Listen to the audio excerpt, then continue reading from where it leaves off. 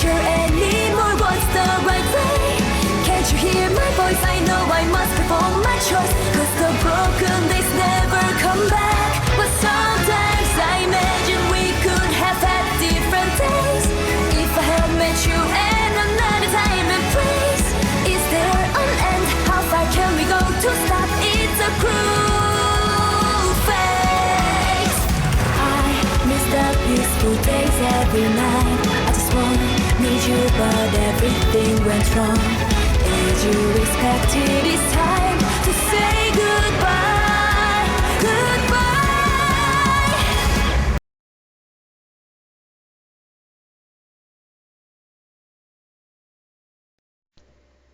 Et salut à tous, c'est Furieux, on se retrouve pour une nouvelle vidéo sur Saint Seiya Awakening KOTZ. Donc vidéo qui va être basée sous le signe des conseils, de petits trucs que je peux vous donner sur le jeu.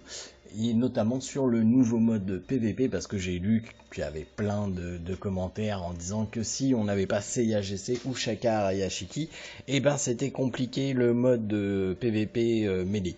Alors attention, hein, je ne vais pas vous donner un remède miracle, mais je vais vous donner de quoi normalement faire 4-5 victoires. J'aurais bien voulu pouvoir le faire aujourd'hui en vidéo pour vous montrer que on peut le faire sans Seiya GC et sans Shaka Arayashiki. Malheureusement, premier petit bug, ils devaient donner 2 tickets, ils en ont donné qu'un. Donc au début hier je me suis dit bon c'est pas grave, ils doivent le donner le dimanche, pas de souci. Et en fait bah non, on n'a eu qu'un ticket, on n'a pas eu droit à nos 2 tickets. Je vous expliquerai pourquoi ça doit être un bug. Avant de commencer la vidéo, je vous rappelle que le défi Utip est toujours en place, n'hésitez pas à aller voir des vidéos, on arrive sur la fin du mois, va falloir donner un coup de boost si on veut arriver aux 5000, sinon on ne les atteindra clairement pas. Et je vous rappelle que si vous voulez m'aider, vous pouvez toujours créer un compte MyMusicTest et cliquer dans le lien dans la description de la vidéo pour faire un make pour Dreamcatcher et pour moi pour rester dans le top 10. Donc du coup, on va parler de ce mode PVP mêlé. Qu'est-ce qu'on peut faire si on n'a pas Seiya GC et Shaka Arayashiki, ou si on n'a pas un des deux? Vous pouvez très bien avoir Shaka Arayashiki sans Seiya GC et compagnie, etc. Donc vous voyez déjà, j'ai fait 18 victoires, j'ai perdu une fois. J'ai perdu une fois, hein, je peux vous montrer, voilà. J'ai perdu une fois. Et encore, c'était... Honnêtement, c'était une erreur de ma part. J'ai fait une grosse connerie. Et j'ai oublié de mettre le dieu Aphrodite, en fait, sur mon Shaka. Et ça a été fatal. Ça a été fatal, mais c'est pas grave, hein, c'est la vie. Mais voilà, donc, déjà, pourquoi il y a un bug? Bah, simplement, quand vous allez sur le point d'interrogation, il est marqué que on va avoir 2 registrations tickets via mail. On n'en a eu qu'un. Enfin, moi personnellement, j'en ai eu qu'un, et vu que tout le classement, il est qu'à 3 séries de victoires de 6 wins, je me dis que pas mal tout le monde a dû en avoir que 3. Donc il y a une erreur, il y a un bug, je sais pas, ils se sont plantés. Parce que en plus de ça, si on regarde le total win sur la saison, on peut aller jusqu'à 40. Sauf que si on peut rentrer que 3 fois par semaine, sachant que le PVP se finit le 31 décembre, et que ce n'est uniquement que le week-end, il nous reste qu'un seul week-end. Donc même si on fait 6 séries de 6 wins, on est à 36 wins et non 40. Donc le palier de reward à 40 total win n'est pas atteignable, alors qu'il devrait l'être. Donc je pense qu'il y a eu un petit bug, une petite erreur. J'espère qu'ils vont nous envoyer 3 tickets du coup pour pallier à ça, parce que sinon bah, le dernier palier, clairement, même si vous gagnez tous vos matchs, vous pourrez pas l'atteindre. C'est dommage, mais bon, c'est un mode qui n'est pas encore sorti sur la SEA, mais qui est sorti sur la chinoise, hein. Ce n'est pas un mode exclusif à la globale, il existe déjà sur la chinoise, donc il y a peut-être des petits ajustements, vu que c'est pas sorti sur SEA, les traductions viennent directement du chinois, enfin, à mon avis, il y a des petites choses à régler, mais ça devrait se régler par la suite. Donc, maintenant, on est sur un mode de jeu qui va vous taper 20% de vos PV à chaque début de tour. À chaque début de tour, vous allez avoir 20% dans la tronche de PV. Les Shaka Arayashiki, les Seiya GC et compagnie, ils les ont aussi. Hein. Très important de le savoir. Donc, mettons, vous n'avez pas Seiya GC ni Shaka Arayashiki, et vous vous retrouvez contre une team Seiya GC, Shakara Yashiki. Qu'est-ce que vous allez devoir jouer pour pallier à ça? Alors je vais mettre en line-up 3 hein, parce que je sais que le visuel est mieux pour comprendre le truc. Donc clairement, votre perso, ça va être Mu. Ça va être Mu. Vous allez jouer une team autour de Mu. Comment vous allez faire? Au premier tour, vous allez vouloir absolument placer 2 shields de Mu. Donc c'est-à-dire que Mu va vous coûter 4 énergies, plus la Luna 1 énergie, ça veut dire qu'il vous faut 5 énergies dès le début. Donc, ce qui veut dire, obligatoirement, un Kiki, pour être sûr de son coup. Et c'est très bien. Kiki le plus rapide possible. Et il faut absolument, et c'est très important là-dessus, j'insiste bien, pour une fois, peu importe s'il joue avant la Luna, il faut qu'il soit le plus rapide possible. Il faut qu'il colle au cul du CIAGC en face, si ce n'est s'il ne le dépasse. S'il pouvait le dépasser, ça serait encore mieux. Donc, vous allez jouer, bien évidemment, Kiki, Mu, la June, pour pallier au CIAGC en face.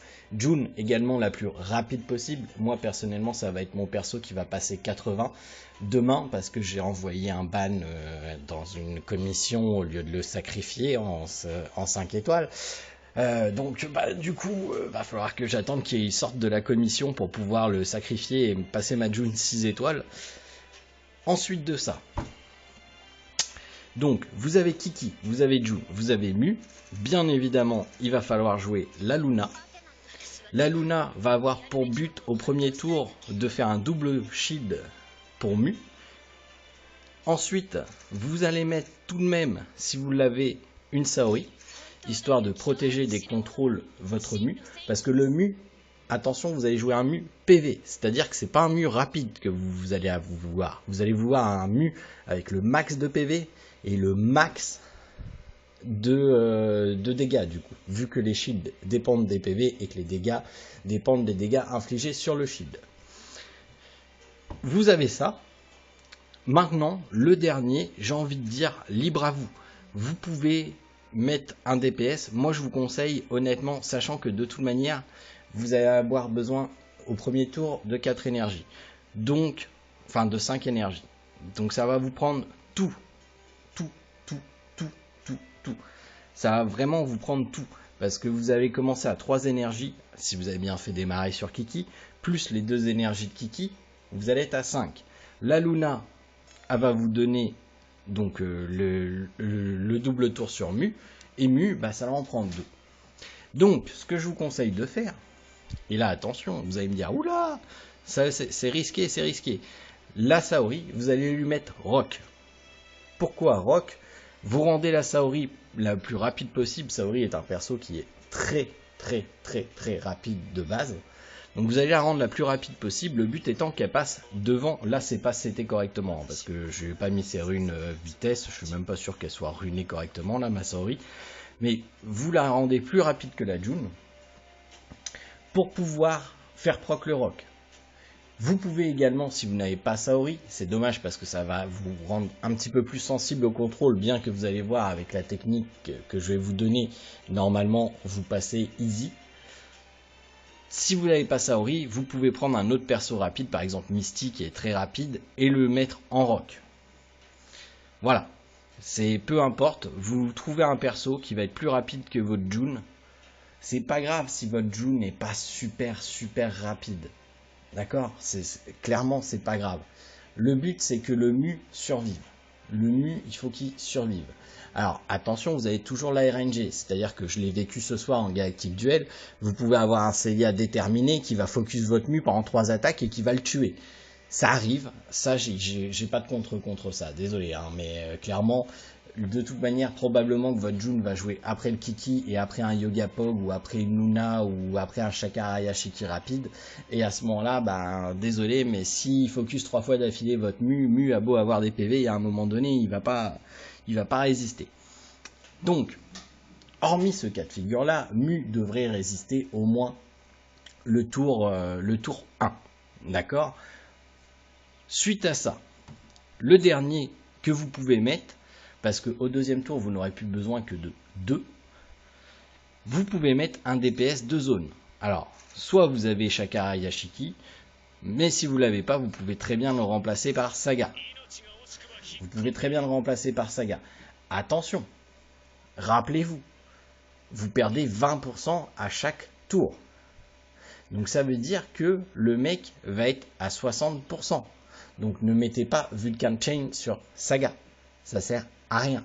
Parce que quand vous allez pouvoir balancer votre Galaxian Explosion au tour 2, même si vous ne l'avez pas touché au tour 1, il va perdre plus de 30% de PV. Et donc le Vulcan Chain ne s'enclenchera pas. Donc jouez le Felina. Et ben oui, pourquoi pas. Vous n'allez pas le jouer. De toute manière, le premier tour, vous ne le jouez pas. Donc, balancez une Felina sur votre Saga. Ou peu importe, si vous n'avez pas Saga, vous pouvez très bien y aller avec Aiolia, vous pouvez très bien y aller avec Doko, vous pouvez y aller avec n'importe quel mec qui va faire des dégâts. Pourquoi? Parce que au tour 1, donc, on joue ça. Le rock à proc, on a pu mettre la June, on est sûr que tout le monde est safe. Le rock à pas proc, eh ben on n'a pas de chance. Et à ce moment-là, bah, la June ne jouera pas, clairement. Je répète, hein, c'est à tout prix, il faut que votre mu résiste. La clé de voûte de votre stratégie, c'est mu. C'est clairement mu.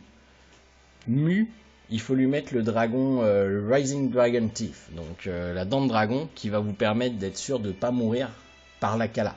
Parce que généralement, les gens qui jouent CIAGC et Shakara Yashiki ne pourront pas lancer la Kala et CIAGC sur le tour 1.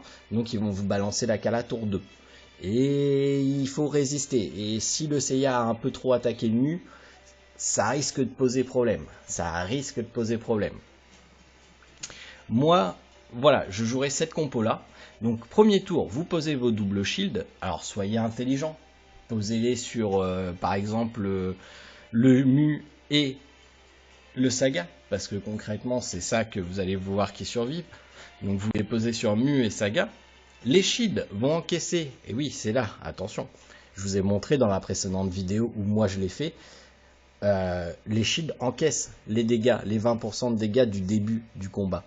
Donc vos deux shields vont déjà être chargés. Donc ce que vous faites, le Akala, les shields normalement si vous avez assez de points de vie, ils ne sont pas détruits totalement. Ils sont pas bien parce que je vous rappelle que au niveau des shields, si je me souviens bien, voilà, c'est 26%, 24% au level 1, donc il vous restera 4% de shield, mais 4% de shield, c'est 4%, c'est toujours bien. Donc ça va encaisser le Akala. Le but du jeu, même si tous les autres sont morts, vous allez commencer avec 5 d'énergie. Donc là, rendu là, le CIA il est à terre. Le CIA il est à terre, il n'y a que l'Akala qui va partir. D'accord, donc même si la Saori, la June, la Luna et le Kiki sont morts, c'est pas grave. Vous balancez votre Galaxian Explosion avec Felina, donc 50% de dégâts en plus, je peux vous dire que ça va faire mal. Mais ce qui va faire mal, c'est le Mu qui va balancer son Starlight. Le Mu va balancer son Starlight et là, c'est tout bénéf. C'est tout bénéf.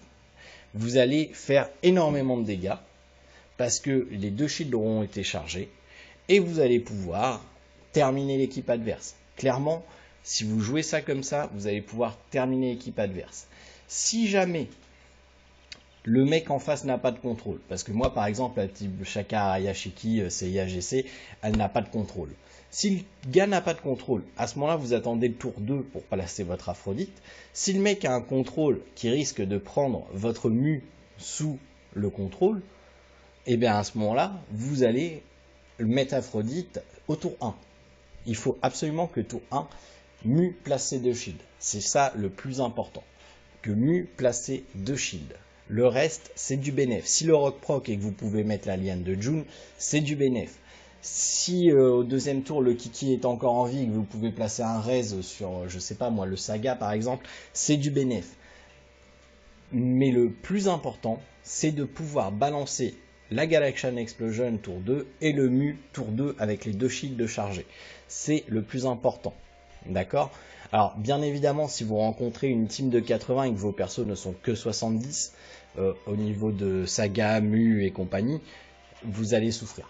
Vous allez clairement souffrir, je ne vous le cacherai pas, vous allez morfler. Voilà.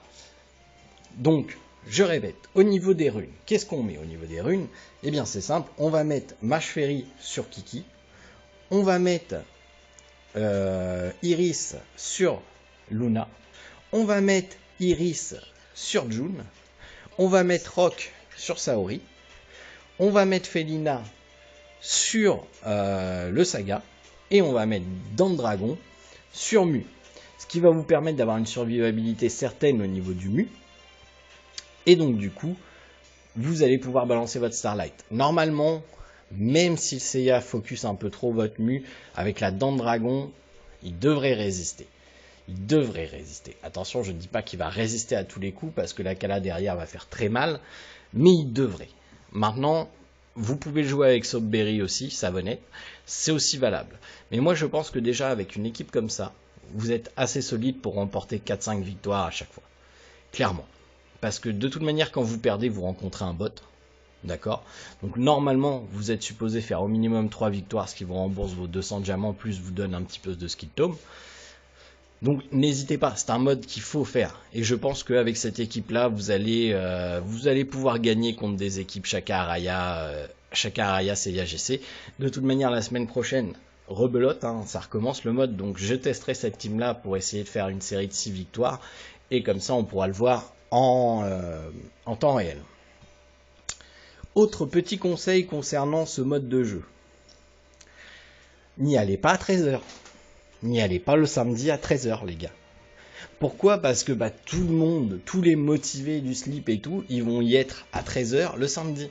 Donc vous allez vous taper les plus grosses baleines de vos serveurs à 13 h le samedi. Donc déconnez pas, le faites pas. Attendez le dimanche ou attendez, moi par exemple, je l'ai fait l'après-midi. J'en ai fait un l'après-midi quand j'ai tourné la vidéo et j'en ai fait 2 le soir après le Legend Conquest. J'étais tranquille. J'étais tranquille, sérieusement, j'ai eu 2 adversaires où c'était un petit peu tendu, le reste du temps, à part la défaite, ça a été vraiment tranquille les autres matchs. Donc ne vous bousculez pas sur le 13 h samedi, attendez le dimanche ou faites-le à un moment de la journée. Si vous n'êtes pas trop Galactic Duel, vous pouvez le faire pendant le Galactic Duel. Les gens qui font du PVP et du Galactic Duel, ils vont être rendus sur le Galactic Duel. Surtout que ça va être la dernière semaine de la saison la semaine prochaine. Donc il y a de fortes chances que les plus gros joueurs PVP peaufinent leur petit rang de saison au niveau du Galactic Duel. Donc voilà, c'est des petits trucs comme ça. Mais c'est clair que si vous y allez à 13 h, vous allez tomber contre les baleines et vous risquez de vous faire manger. Honnêtement, si vous n'êtes pas une baleine vous-même. Voilà. Après, je rappelle que le terme baleine n'est absolument pas péjoratif pour moi. J'en connais et je m'entends très bien avec eux et ça se passe très bien. Donc voilà, ça c'est les conseils au niveau du nouveau mode PVP. Et je suis persuadé qu'avec la team que je vous ai montré, il y a moyen de faire quelque chose. Surtout que vraiment la Starlight avec 2 shields chargés fait très très mal. Moi, pour vous donner une idée, avec ma team Seiya GC, Shaka Araya, Mu, de toute façon, si vous n'avez pas vu la vidéo, je vous conseille d'aller la voir, parce que j'ai bien vu qu'il y avait peu de monde qui était intéressé par cette vidéo-là, c'est dommage, hein, parce que ça vous montre un peu comment ça se passe, mais je vous garantis que même avec juste un shield du Mu, la Starlight fait mal. Alors, multipliez les dégâts par 2, vous allez voir, je pense sur la vidéo, il fait 18-19 000 le Mu avec un shield de chargé. Alors avec 2, il est rendu sur du 38 000, 36 000, 38 000 de dégâts. Rajoutez à ça la Galaxian Explosion, il n'y a plus grand monde qui va survivre. Il n'y a plus grand monde qui va survivre. Vous allez peut-être avoir un mu ou un chion qui va être en face. Et encore là, rappelez-vous que vous avez pris les 40%, enfin vous avez pris 20% sur le shield et 20% sur vos points de vie. Eux, ils vont se prendre 40% sur leur point de vie. Donc même à ça, même un mu, par exemple mon mu qui est à 90 000, un peu plus de 90 000, un peu plus de 90 000 en GD, parce que c'est les stats du GD. Et ça, attention, hein, c'est pas le mode GD, c'est pas basé sur le classement du GD comme j'ai entendu ou quoi que ce soit. C'est juste les mêmes règles que le GD. Donc ça veut dire que les stats sont basées comme sur le GD, c'est-à-dire doublées au niveau des points de vie. Voilà. Donc, même à ça, mon mu qui a plus de 90 000, s'il perd 40% de ses points de vie, il va quasiment être rendu à 52 000. Donc rajoutez un bon 38 000 pour le Mu et votre Starlight, plus un bon 20 000, 22 000 même, je dirais, avec Felina et le Saga, tout dépendamment comment vous l'avez monté. Et il reste plus, même le Mu, il reste plus grand chose du Mu. Donc voilà, honnêtement, faites avec cette équipe. Après, également, on est dans une période, encore une fois, très difficile, avec des gros persos qui vont sortir en mode PVP et qui sont déjà sortis. Si vous n'avez pas Canon, si vous n'avez pas Shakar Ayashiki, si vous n'avez pas Seiya GC, si vous n'avez pas Yoga Pog et bientôt Poséidon, vous devez souffrir en GD. Et moi-même, juste pas avec Yoga Pog, je souffre en GD. Donc, insistez pas. Moi, mon conseil au niveau du Galactic Duel, ne bousillez pas vos soirées et vos midis dans le Galactic Duel. Ça va vous dégoûter du jeu. J'en ai plusieurs chez Arc qui sont venus me voir en disant ah là ça va plus. Insistez pas. Voilà. Moi par exemple ce soir j'ai voulu assister. Résultat des courses. D'habitude vous le savez, vous êtes souvent en live. À partir du moment où j'ai 3 défaites consécutives, j'arrête et je passe à autre chose. Parce que comme ça m'énerve pas. Déjà, ça me rend moins agressif pour ma famille. Parce que quand vous perdez et que vous vous mettez vraiment dedans pour atteindre un objectif, si vous y arrivez pas à cause de la RNG ou à cause de vous rencontrer que des mecs plus forts que vous, bah, vous êtes frustré, ça se ressent de toute manière.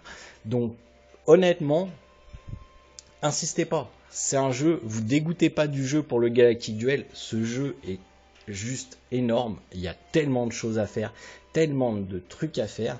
Faites des combats de Galactic Duel, dès que vous sentez que vous commencez à être frustré, que ça commence à vous saouler. Moi ma limite c'est 3 défaites consécutives, vous ça sera peut-être 2, vous ça sera peut-être 1, d'autres ça sera peut-être 5, peu importe. Mettez-vous une limite, dites-vous là je sais qu'à partir de ce moment là je vais commencer à vriller. Vaut mieux que j'arrête le Galactic Duel et que j'aille faire d'autres choses. Il y a plein de choses à faire dans le jeu. Il y a plein de choses à faire dans le jeu. Donc, vous massacrez pas votre morale sur le Galactic Duel. Ouais, c'est cool d'être légendaire. Ouais, c'est cool d'être immortel. Ouais, c'est cool d'être diamant. Peu importe votre rang. Mais ça serait dommage de passer à côté du jeu parce que vous êtes fait chier en Galactic Duel. Voilà, clairement. Hein, je vous le dis très honnêtement. Hein. Tout le monde va rencontrer un jour ou l'autre plus fort que lui. Tout le monde va rencontrer plus fort que lui. Voilà. Même les baleines, ils rencontrent des baleines plus fortes qu'eux. Même des baleines, ils rencontrent des kraken. Voilà. Tout le monde rencontre plus fort que soi. Alors quand c'est une fois, de temps en temps, ça va. Quand vous perdez un match, vous en gagnez 2 derrière, vous en reperdez un après, c'est pas grave. C'est pas grave, c'est normal de perdre. À un moment donné, il y a de la RNG aussi dans le jeu. Mais quand vous voyez que vous êtes sur une pente descendante, quand vous voyez que vous glissez et que votre morale va vriller, arrêtez. D'une, parce que ça va vous rendre agressif, ça va vous dégoûter du jeu. 2, parce que de toute façon, plus vous allez perdre, plus vous allez faire d'erreurs à la con parce que vous allez être énervé. Donc vaut mieux se dire, bon, c'est fini, on arrête là pour ce soir, c'est pas grave, on s'en moque, et recommencer le lendemain. Voilà, c'est pas dur. De toute manière, techniquement, pour le Galactic Duel, pour ne pas perdre entre guillemets de récompense, il faut faire une victoire et 3 combats en tout. Donc faites ça. Si vous voyez que ça se passe bien, continuez, poussez le vice un peu plus loin. Si vous voyez que ça se passe mal, bah arrêtez. Arrêtez, parce que honnêtement, ça va vous dégoûter du jeu. Moi-même, ça me saoule. Par exemple, là, aujourd'hui, j'ai voulu atteindre le rang légendaire. Finalement, je suis arrivé, j'étais Immortel 2, 4 étoiles, je repars Immortel 2, 1 étoile. J'ai perdu 2h30 de mon temps pour rien. Voilà, pour rien, clairement. La RNG était absolument pas en ma faveur. Je sais qu'il y a un abonné qui m'a battu ce soir et c'est clairement, il l'a vu. Voilà, quand t'es tu te fais défoncer, focus la June et focus le Deathmask avant même que toi, ton Seiya, il ait balancé une attaque sur chaque perso. Bah ça arrive, c'est la RNG. Donc des fois la RNG est avec vous, des fois la RNG est pas avec vous. Moi, elle est souvent pas avec moi. On s'en rappelle des lives. Mais voilà. Il faut pas vous gâcher le jeu pour le PVP en temps réel. Il y a plein de modes de jeu, il y a plein de choses à faire. Il y a vraiment, c'est un jeu qui est super complet, qui est super beau, donc ça serait dommage de vous gâcher le jeu pour le Galactic Duel. Honnêtement, voilà, jouez à votre rythme, jouez comme vous le sentez, et ça va bien se passer. Petite chose, avant de finir la vidéo, parce que là, j'espère que vous n'êtes pas fait arnaquer. Il y a encore, ouais, le Christmas Stamina Box. vous le prenez pas. Hein. Vous le prenez pas, clairement. 15 $ pour 600 de stam, autant dépenser les 20 $ et prendre ce pack de stam là, vous allez avoir 15 gemmes et 800 stam. Hein. Donc, évitez, hein. Évitez. Surtout que là, il y a le Noël qui arrive, on devra avoir des bons packs. Donc, ce pack-là est clairement pas rentable. Pareil, hein, les packs à 180, 120 coupons, là, ces trucs-là, le prenez pas. Vous allez, les 3/4 du temps, vous allez tomber sur 1 ou 2 shards. Voilà, vous allez tomber sur 1 ou 2 shards, donc ça ne sert à rien. Ne le prenez pas. Ne le prenez pas, honnêtement. Après, c'est mon conseil, hein. Faites-en ce que vous voulez. Moi, attendez, si vous voulez prendre des packs, il y a ce pack-là qui est intéressant, ce pack-là qui est intéressant si vous les avez pas déjà pris. Et puis si vous voulez de la stam, il y a celui-là qui est pas trop cher et celui-là qui est un peu plus cher. Mais voilà, si vous voulez de la stam, bah c'est là. Clairement, des 3 packs de stam, c'est celui-là le moins rentable. C'est celui-là le moins rentable. Voilà. Sur ce, je vous souhaite de passer une agréable soirée, une bonne nuit à ceux qui vont partir se coucher, et je vous dis à demain pour une prochaine vidéo, et demain, live, je suis de retour chez moi, enfin. Allez, salut tout le monde!